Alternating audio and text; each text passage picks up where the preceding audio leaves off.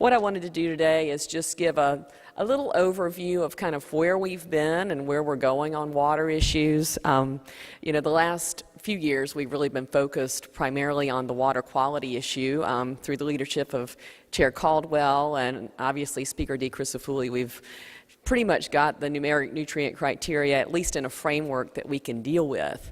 But water quantity is an issue that I've been focusing on. And, you know, people say, well, why? Because, you know, other than us geeks in this room, water is not the sexiest issue out there. It certainly isn't something that people want to turn on the news and listen to stories about. But it is, as you all know, incredibly important for our state. I believe that there is no more important issue for the future of our economic development than water. Because frankly, you can have every economic incentive in the world. You can offer companies, you know, the moon and the stars to come to Florida, but if we do not have an ample supply of potable water and an ample supply of water to serve those manufacturing processes that hopefully they're bringing, then they're not coming. They're not coming. So we have got to address what is a limited water pie here in our state. We have a fragile environment, as you all know. I mean, I feel like I'm kind of preaching to the choir. You could come give this speech. But we've got to grow the water pie. We've got to expand our resources, expand the areas where we can get water, and we've also got to promote conservation. So how do we do that? 2 years ago, the city of Tampa came forward and said, look, we're having an issue on reclaimed water. We want to expand our reclaimed water systems, but there are some regulatory issues that are providing a lot of uncertainty. And what that's doing to us is that we can't get financing. We cannot finance the expansion of our reclaimed water infrastructure, and so we may just not do it. Well, we sat and talked, and we decided that we were going to draft and push legislation, which did ultimately pass, to provide that level of certainty on reclaimed water systems to incentivize local governments and utilities to make those big investments. So fast forward to last session, another bill that we looked at related to the financing of large alternative water supply systems. So desal plants, reclaimed water systems, reservoirs, things that cost a lot of money. The problem was the permit was 20 years, but the bonds were typically 30 years. And in the financial industry, that uncertainty of what happens in those 10 years when you might not get a permit extension, that just means it costs a lot more. So ultimately, water users were paying higher rates. It was harder to finance these projects, and things were not developing as fast as I believe they should have in the alternative water supply area. So we passed a bill to, in its most simple form, coincide the duration of the permit, 37 years, with the duration of the bonding. And I believe not only will that incentivize or make it easier for people to finance these very large, very expensive projects, but it will promote what we're looking to promote from a policy perspective.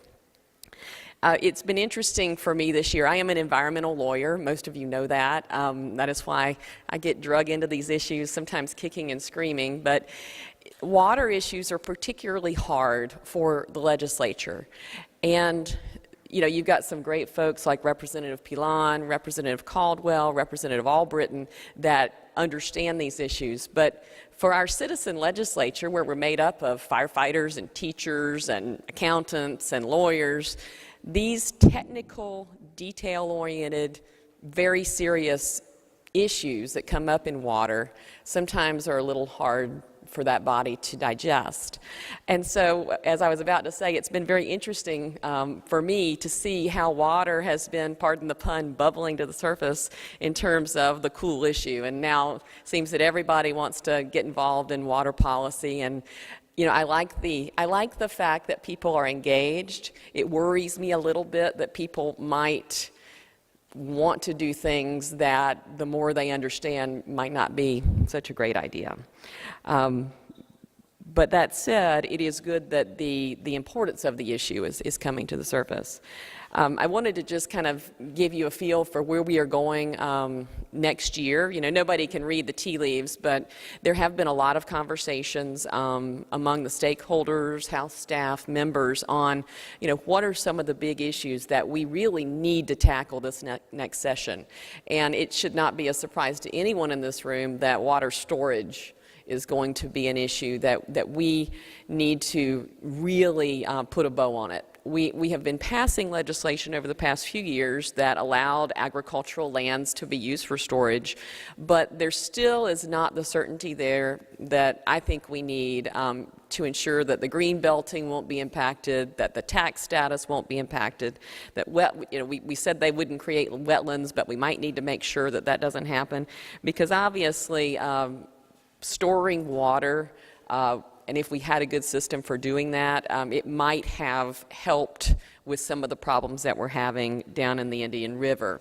And speaking of the Indian River, obviously we are going to need to continue to put pressure on the federal government to address that.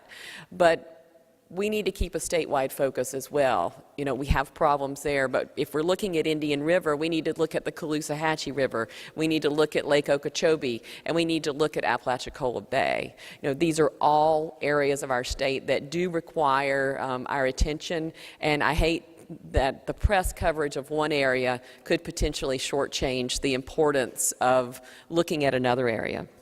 So there is no question that Representative Caldwell and his committee will be looking at water issues. They will, I would assume that there are many more issues that are going to come up.